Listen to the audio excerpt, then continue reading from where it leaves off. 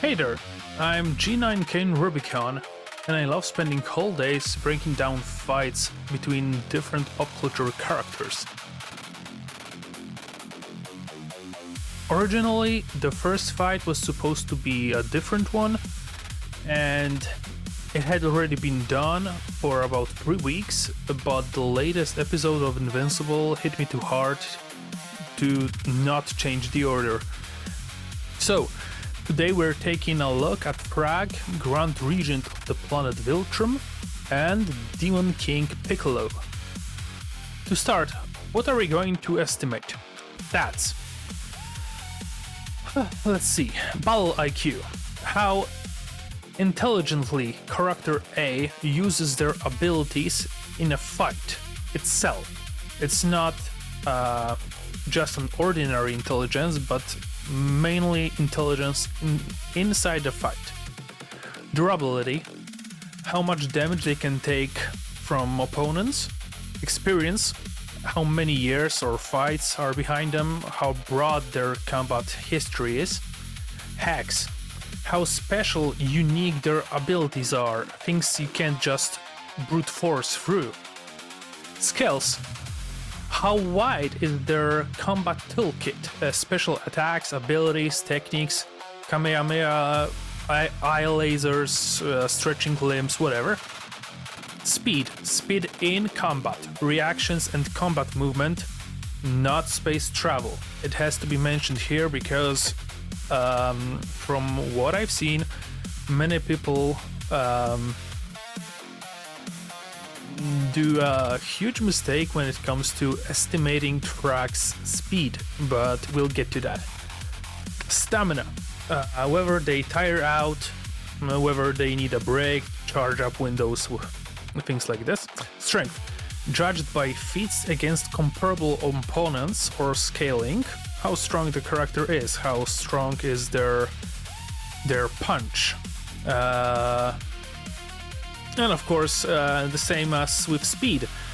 The traveling speed in space is very much different from combat speed. The same thing goes here. The strength of lifting objects is very different from the strength of a single punch. And final stat, style. How consciously built and polished their fighting style is, years of training versus instinct. Of course, everything will be estimated by my own eye, and these are estimates relative to the opponent, not some universal scale. Before we begin, pay attention to the animation in the right panel. It's the metaphor for every hypothetical fight like this. Every fight starts the same way, the characters facing each other, but after that almost anything can happen, and basically every opinion about a fight between two fictional characters is just a personal preference, because until an actual fight happens on the pages of a comic, in a movie or in a show, everyone will have their own view of who would win. If you disagree with the stats, the fight scenario or anything else, you're welcome to discuss it. I always like reading where I made a factual mistake or where my logic is flawed. The comments are yours. So, let's get to the first character of the day. First character, in the blue corner, Thragg. In a hypothetical corner, obviously. I think everyone saw the latest Invincible episode and how hard Thragg dominated every opponent. Yeah, Thragg is peak of Viltrumite evolution, best genes, a specimen selected to become the future emperor, trained from birth in every fighting style known to Viltrumites, whatever. Thragg hits hard, tears enemies to pieces. And if a fight lasts more than a few seconds, it usually means Thragg is just playing with his food. That's how Thragg fights. Now, his advantage. Thragg's real advantage is his resilience to damage and pain. That's a specific Viltrumite trait. They often keep fighting with their guts hanging out, right? I marked it as his edge because in my opinion it's the strongest part of Thragg physically. Thragg is fast and strong, sure, but he's more durable than he's fast or strong. That's his strongest card. Paradoxically, because most people would probably say his edge is speed or strength. We'll get to that. Thragg himself is the opposite of Piccolo in terms of mindset in battle. Thragg usually fights with cold head. It's hard to pull him out of this state. Thragg is aware of his advantage over pretty much every opponent, and you can feel it in his every fight. Bring me the skulls of those traitors. Let's see character dossier number 2.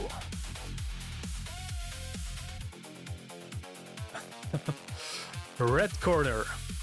The red character, rejuvenated Piccolo. Young Piccolo. Piccolo never had to learn any style because he always had a gigantic advantage over everyone on Earth, so learning martial arts was unnecessary. I know that in Dragon Ball Kakarot, the game, there is a mention that Piccolo knows some demon clan style, but it's the only mention of that thing, and it only appears in this game, so I'll stick to the version that Piccolo doesn't know any particular style and he just fights viciously like a mad dog, alright? Now, Piccolo's advantage. Hard to pick one thing because there are just so many options, especially compared to someone as one-dimensional as Thragg. But I decided Piccolo's Namekian regeneration should be his edge. If he loses an arm, he can just spit it out, spit a new arm out of the stump like nothing happened. Piccolo is a demon king, at least in the name. Proud, vain, definitely arrogant, but for good reasons. Nobody could beat him except for Mafuba, which could seal him. It's no surprise that his ego is very high.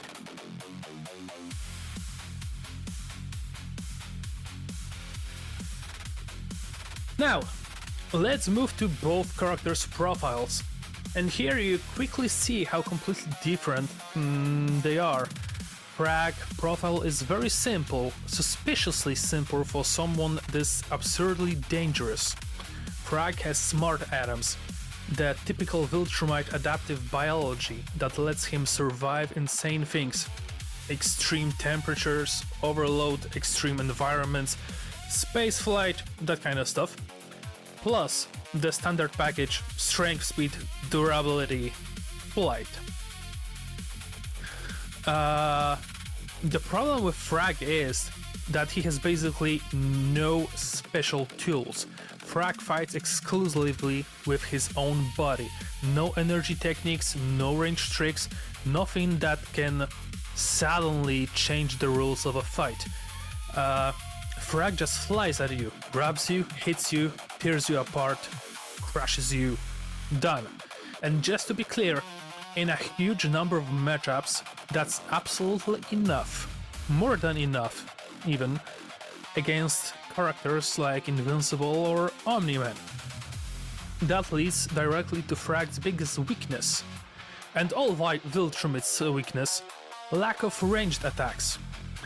And this isn't a funny little weakness like, yeah, okay, technically missing something, but who cares? No, it's a real hole in the toolkit. If your opponent can punish you from the range, he controls space, he doesn't let himself get dragged into close quarters, Thragg literally has to walk through everything with his own face just to start playing his own game. Sure, in the data, you also can see things like Scourge virus and the Calaxus plant that can kill or weaken Viltrumites, but in practice, for these matchups, those are trivia. What matters is that Thragg is powerful but narrowly specialized. Almost everything he does brilliantly, he just doesn't do it broadly. Alright? Now, let's look at Piccolo. Piccolo profile is opposite of Thragg's. Piccolo is also physically very dangerous, but on top of that he has Ki. And in Dragon Ball, Ki isn't just a hand laser, it's an overall combat multiplier. The higher the power, the higher not only attack strength, but also speed, reactions, body toughness.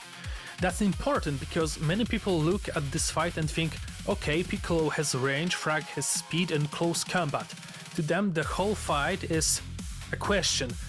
Can Thragg close the distance between them?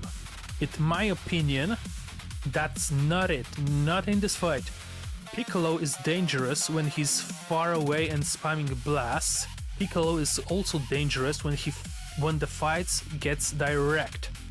His power scales his whole combat profile. Then add techniques like E-blasts, ranged pressure, the ability to hurt the opponent without entering his comfort zone. All those weird tools Thragg simply doesn't have and isn't used to. Well, that doesn't mean that Piccolo has no weaknesses. He does. First, fighting at full power shortens his life, so in theory, he's not a character who can sit at absolute peak forever for free. But just like Calaxus plant, that's trivia that won't matter here. Losing a month of life when Demon King Piccolo lives for centuries is not a specific comeback weakness. Secondly, Piccolo is arrogant, and arrogance in fictional fights often means that a character gives out initiative away for free. Someone should finish the fight, but instead he starts talking, playing with his opponent, or is just testing how much more he can take. To balance that, Piccolo has also strategic sense that Thragg clearly doesn't. Piccolo can return to serious fighting and drop his arrogance when cornered. Thirdly, Namekian regeneration is not a magical immortality. It has limits and slightly weakens the Namekian. But again, those are more theoretical punishment routes than something Thragg gets handed automatically. To exploit Piccolo's weaknesses, you first have to reach him, and then you still have to hurt him effectively. Now, we get to feats, everyone's favorite part because this is where descriptions end and concrete evidence begins. Thragg. A direct bite from Dinosaurus doesn't faze him, the same Dinosaurus that could bite Omnipotus's head off. Piccolo. Piccolo laughs after taking Goku's Kamehameha wave. Back to Thragg. During his fight with Battle Beast, the opponent exposes part of his skull and Thragg keeps fighting like nothing happened. Piccolo. Goku himself, after 20-second Budokai, says his speed isn't even close to King Piccolo's. Worth noting, in the previous tournament, Krillin was weaker than Goku, and yet he moved so fast he literally vanished from the audience's sight, together with Jackie Chan. Back to Thragg again. He stops Craig without much effort when Craig tries to finish Omni-Man and Invincible. Piccolo in return creates a massive shockwaves with just a hand motion. And I know that in the 7th episode of Invincible, Thragg does pretty much a similar thing. He prepares to make an uppercut, I believe, right into Omni-Man's jaw, and the motion itself makes Omni-Man like get sucked into Thragg, but I think that Piccolo's feat is better. I mean, you can see that Thragg was preparing this attack, this motion of the uppercut for some time, that he put a lot of strength into it, and Omni-Man, he wasn't fighting back at all. He was just sucked to go into the direction of Thragg, but he didn't actually try to fight back. Meanwhile, Goku barely stands on his feet when the massive shockwave attacks him, right? So in my opinion, it's a much better feat than the feat from Invincible. Let's see next. Again, Thragg, even Conquest, a walking nightmare himself, respects him. Conquest, who conquered countless worlds, fears the Grand Regent. And again, Piccolo, he destroys an entire city with one ki blast. And the last one? The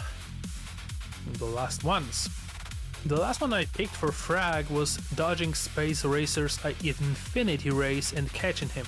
Many people say Thragg's key edge here should be speed, so I had to include it, although I totally disagree. Piccolo's final feat, destroying by sight the vessel he was sealed in. What all those feats together tell us? Thragg isn't just a very strong Viltrumite, he's the Viltrumite who makes everyone else suddenly look less impressive than they seemed. He doesn't just win, he often wins with the feeling that the opponent was never a truly equal problem. But things don't get any less absurd on Piccolo's side. Piccolo's feats say this clearly. This isn't a character who has to touch you to be a lethal threat.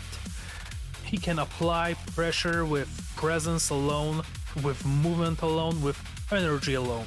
That's exactly the kind of advantage Thragg hates most, because he can't answer it with his own toolkit.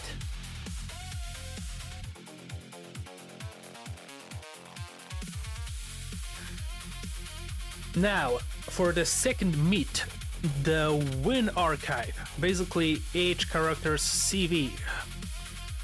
Who beat whom? Thragg has Battle Beast on his record, already a cult character hunting an horrible death, similar to Kraven from Spider-Man, right? Piccolo's side includes Goku from their first fight. Of course, it was a weaker Goku, but Piccolo was also in his old dying form. For Thragg, we also add Omni-Man and Invincible at once. That's a very nice feat, especially since those two had previously beaten Viltrumite teams on their own. Piccolo gets seemingly unimpressive Chaozu, but paradoxically it's meaningful because Chaozu is living hacks. He can read minds, freeze opponents, and even cause brutal constipation, as he proved against Krillin. Thragg gets Oliver on his CV. Short but informative fight. Oliver basically lost instantly against the Grand Regent. Piccolo also killed Enron himself. Not a strict fight, but destroying the wish-granting Eternal Dragon should be impressive by itself. I mean, when I was young watching Dragon Ball in TV, this was a massive feat that everyone in the kindergarten was talking about, because Shenron was always some kind of a constant in Dragon Ball, something eternal that cannot be touched, and yet here we see Demon King Piccolo destroying him like that. Hades, Another on Thragg's list, like Oliver, killed with one strike due to Thragg's massive superiority. Meanwhile, Piccolo has a win over Tien. He didn't even need to beat him personally. In battle, King Piccolo spat an egg, from which his child hatched carrying part of Piccolo's power. Tien had no chance against him. And the two final feats for both characters, I couldn't find any sensible wins at the level of the previous ones, so since I decided that every win archive should have 5 entries, I had to find one more each, and I did. Rognar for Thragg, a species dangerous for regular Viltrumites, and King Piccolo gets on his CV the King's Guard, basically an ordinary human. What do both lists tell us? Both characters almost always fought opponents far below their power level. Prime Piccolo wasn't just another villain, he was a wall. Something hanging over the entire setting like fate. Exceptional warriors followed for the first 12 Dragon Ball volumes simply did not belong to his league. Thragg is similar. The story builds power through Omni-Man, then Conquest, and finally shows Thragg. Only after going through character profiles, feats and wins we can start talking numbers. Stats without context are useless. If we see how they fight, what they fight with, what their limits are, and what they have already shown, then the numbers start making sense. At least I think so. So let's see. Strength. Thragg gets 68, Piccolo 84. And again, I know this can bother some people because physically Thragg looks like someone who should crush everything barehanded, but Dragon Ball's scale is simply different if we accept key scaling. As it works in that universe, Piccolo's strength doesn't end at flash explosions, it also translates to pure combat force. Thragg is insanely strong, but not strong enough to beat Demon King Piccolo in this category. Thragg destroys cities and Piccolo destroys cities. But let's look at concrete scaling examples. 3 powerful Viltrumites, Omni-Man, Hadus and Invincible, needed Space Racer's help to destroy planet Viltrum through a combined strike on the core. Thragg is stronger than them, true, so maybe he could do that alone. But how do we scale Piccolo? Roshi at around 139 ki could destroy the moon with one Kamehameha wave. Attack power depends on charge time and probably intentions. One of Roshi's Kamehamehas destroyed a mountain, another destroys a moon. That's a huge spread. Piccolo is at least twice as strong as Roshi. That's a massive edge in Dragon Ball. These are estimates, but to me Piccolo is the Dragon Ball's first planetary plus level character. True, Piccolo never destroyed a planet, but only because he wanted to rule Earth as a demonic king, not erase it like Beerus or Broly would. Not destroying Earth doesn't mean he couldn't, since he's far stronger than Roshi. Now, speed. Probably one of the more controversial categories. I give Thragg 64, Piccolo 78. I know some people instinctively want Thragg higher because Viltrumites fly through space, chase ships, react to absurd stuff, etc. But we need a distinction. Travel speed in a vacuum is not the same as combat speed, strike speed, reaction speed. And here Piccolo is better to me, not only due to feats, but also Dragon Ball logic, where power growth directly boosts whole fight performance, reactions, tempo, timing, entry and exit from exchanges. Thragg is fast, really fast, but not so fast that speed alone strips Piccolo of his biggest edge, range control. Online, you'll also see Thragg listed as FTL+, faster than light many times over. In travel speed, probably, because otherwise flying from Viltrum to Earth would likely take thousands of years. Just guessing, I don't know what's the difference, the distance between them.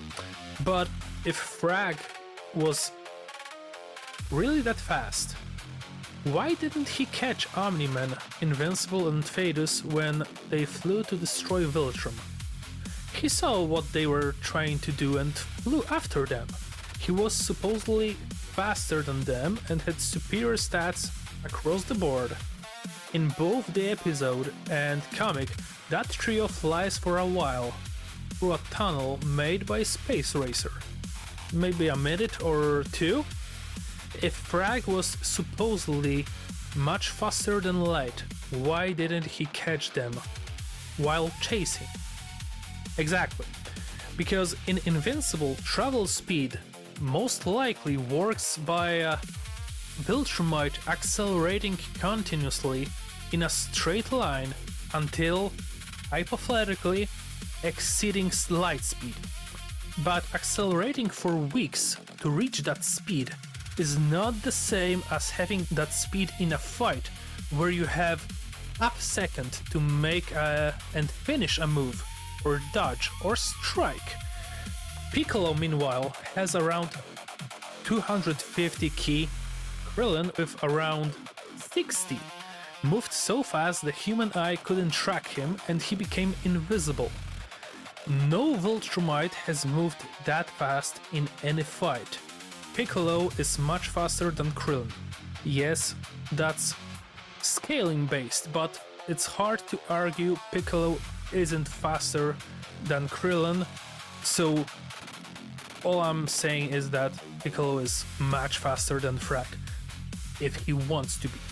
So the conclusion is, Thragg is faster than Piccolo if they have to fly to Tesco on another planet, but in combat, Piccolo has a gigantic speed advantage. Next stat, durability. Very close here.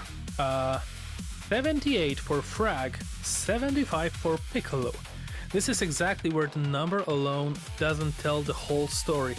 Thragg is more durable than Piccolo, and I think that's fair. His body handles brutal damage better and his pain resistance is monstrous.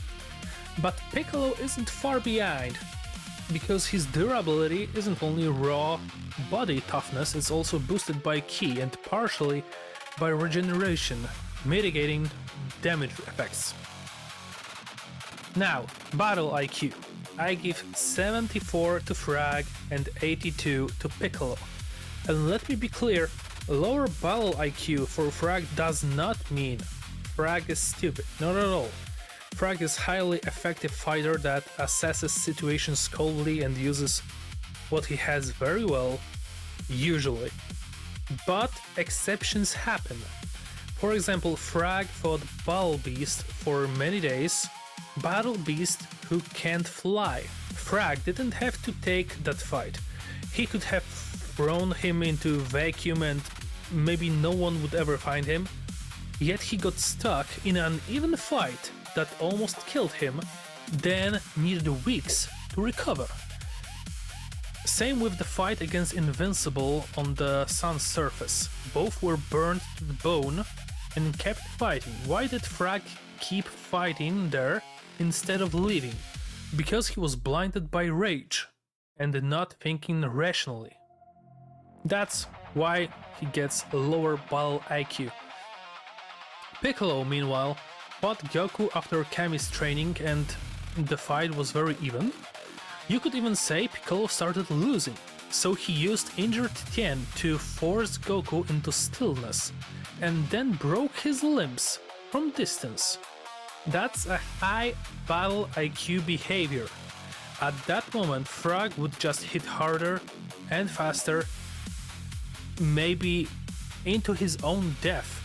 Piccolo, once he understood the result wasn't certain, changed tactics and didn't cling to arrogance. That's why he gets a higher number in battle IQ. Now, hacks.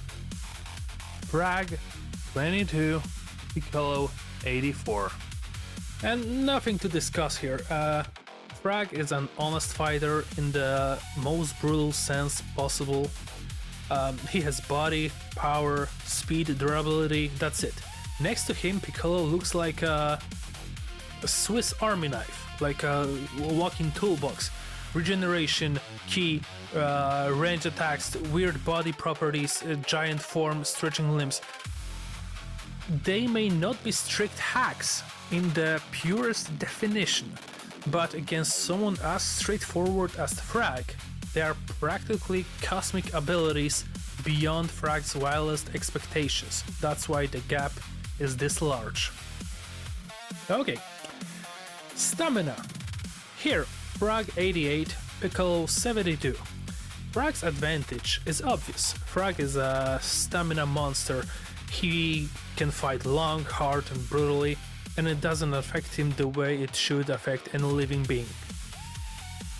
Fighting style, 86 for Thragg and 10 for Piccolo.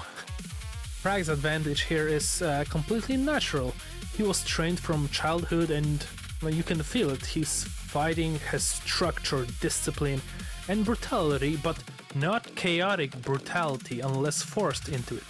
It's learned brutality, tested brutality, and constantly refined brutality.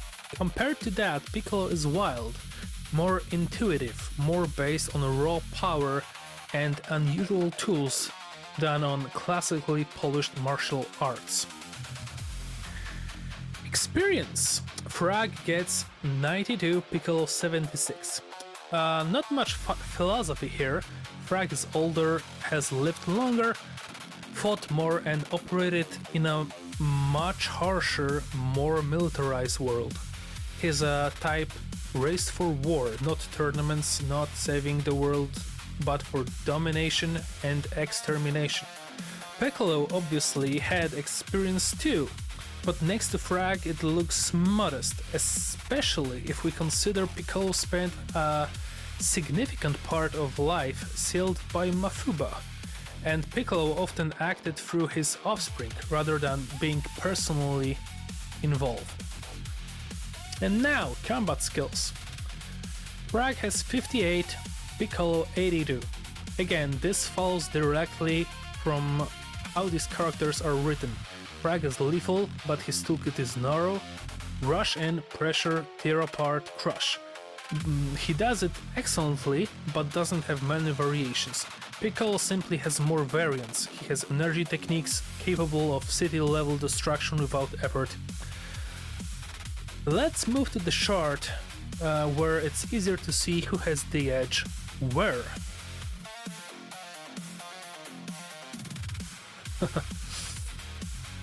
In average stats, both are almost equal, but that's deceptive because they sit on two completely different archetype poles. Thragg wins in durability, stamina, style, and experience. Piccolo wins in strength, speed, battle IQ, hacks, and skills. Everything points to Thragg being Piccolo's dream punching bag, one he can beat for a long time and it will keep coming back for more.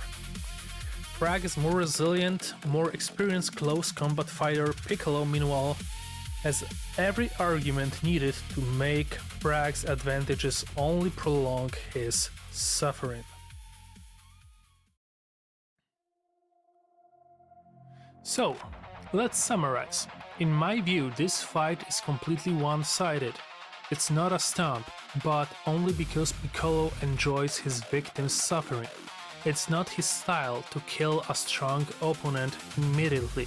That's where Thragg is a perfect fit. Even if Thragg surprises Piccolo, even if we give him first move, Thragg has no option to end this fight in one strike. Piccolo isn't Fadus. Piccolo is as durable as he is strong and fast, beyond Thragg's limits.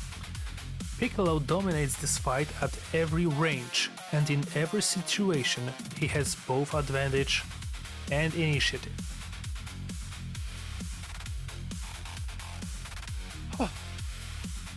And now the most important question. Let's assume any terrain because location doesn't matter here, but just in case, let's assume they fight on Pine Avenue, Little Fishing Lane in Saskatchewan, right? In my opinion, the opening is easy to predict. Thragg moves first, and it's hard to imagine otherwise. Thragg isn't a character who circles, scouts, checks range, and plays 4-move ahead chess. Thragg wants his game immediately. He wants to close distance, impose physical pressure, and make the fight dirty, brutal, and direct as fast as possible. Piccolo has an answer to literally anything that Thragg can throw at him. If Thragg opens aggressively, Piccolo can just start punishing from range. He doesn't have to go all in right away, he doesn't have to prove he's stronger right away. It's enough to force Thragg forward under key pressure, and that's already unfavorable for a Viltrumite because every meter Thragg has to cover under fire works in Piccolo's favor. But let's assume Thragg does what he does best, ignores damage, pushes through, and eventually reaches Piccolo. Still, as both stats and scaling suggest, getting into close range alone changes nothing. Piccolo is not Omni-Man, not invincible, not someone who automatically loses physically once Thragg gets in.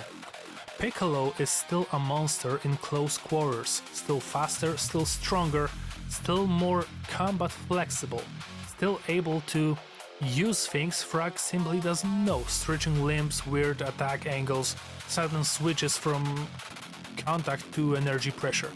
In Thragg's best case scenario, he turns this into a long, attritional brawl, but even then, his path to victory is invisible. What happens then? Thragg takes a lot, Piccolo takes hits too, but hits back harder. Thragg wants to stretch the fight because that's natural with his stamina and durability. Piccolo has no major issue with that, because every exchange increasingly reveals the toolkit gap. For most of the fight, Thragg can only keep coming back for more. Piccolo can choose whether to keep it direct or push it back to range and regain full control. And that's Thragg's biggest tragedy in this matchup. He has no plan B. If the first wave of brutal pressure doesn't finish it, his options don't really expand later. He keeps doing the same, only more desperately. Piccolo is in the opposite. The longer it goes, the more hooks he gets, the better he reads rhythm, the easier he can choose how to run the fight. Can Thragg look dangerous in this fight? Yes, very dangerous even. He can enter hard, he can land shots, he can surprise Piccolo with aggression. He can make viewers briefly feel this fight will be closer than expected. But to me, that's only Act 1, not a result reversal. Because very quickly, every road leads to the same place. If Thragg pressures, Piccolo punishes it with ki.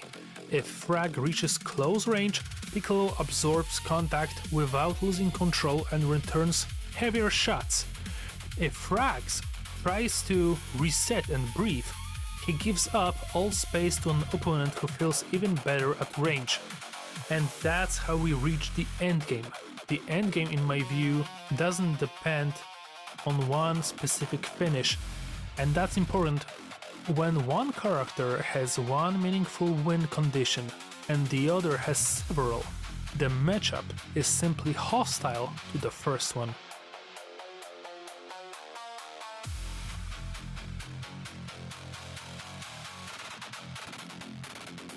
Let's look at the fight simulation itself.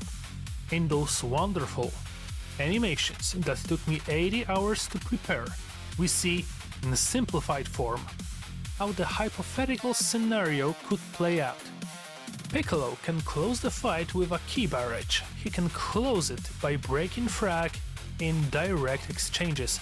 That's exactly why I would call it one-sided, but not a stomp in the simplest sense. A stomp implies immediate execution, and I don't see that here. Not because Thragg is that close to Piccolo's level, but because psychologically, Piccolo isn't the type who instantly deletes every opponent by the fastest available method. If he has someone exceptionally tough in front of him, it's very likely he'll want to enjoy that advantage for a while. And that's exactly what saves Thragg from total humiliation in the first 2 seconds. Not stats, not style, not experience, only Piccolo's personality. And finally, la grande finale, final verdict. My verdict is simple: Piccolo 10 out of 10. You can give Thragg an element of surprise, even on few early clean shots. The guy has absurd durability and stamina anyone could envy, but he has no real win conditions, no tools to take permanent control of the fight's flow. No answer to key pressure, no meaningful ranged arguments, and his offense ceiling is lower than Piccolo's. Piccolo, meanwhile, has everything needed to run this fight his way from the start to finish. He has greater strength, he has greater combat speed, he has a larger arsenal, he has greater hacks, combat IQ, and most importantly, he has more than one way to close the fight. That's exactly why Piccolo is the absolute favorite here. Thragg can make this fight spectacular, but I see no convincing reason why he should win it. If you disagree, then as always, since it's the first episode, drop comments. I'll gladly read where you think I went too far, underrated something, or bought an argument too easily. And that's it for the first episode. If you liked it, donate $1 to a local animal shelter wherever you live. That would mean a lot to me. Talk to you soon.